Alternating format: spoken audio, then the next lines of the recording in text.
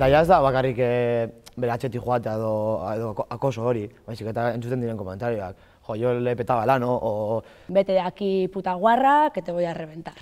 Horre gauzak, azkenan normalan, igual... Bai, igual ikusten dugu dala normalizeute dauen zerbait, entzuten duguna beti, eta orduan ez jako iruditzen, jo que se, dala eraso bat, daukogulako superbarneratute, ez da?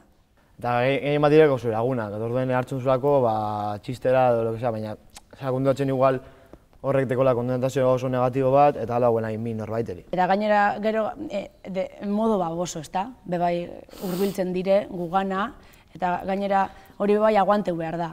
Zuek bebai zuen kuadrian, hori bebai komento baldo zuez, ikusten bado zuen mutil bat, ez dala paretan, esan behar dut, ez duzu ikusten, eta hori esaten duzue? Ez.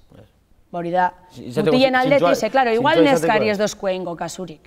Igual bere kuadriako batek esaten badotxe, zu, pareu zaite ja, igual ingo dotxe kasu gehiago. Esala izen beharko lan, Ni igual gertatu jate norbaiteri izan, eta ez haukin hainbeste konfianza, eta tu, igual te estás pasando, tío, te estás bañando.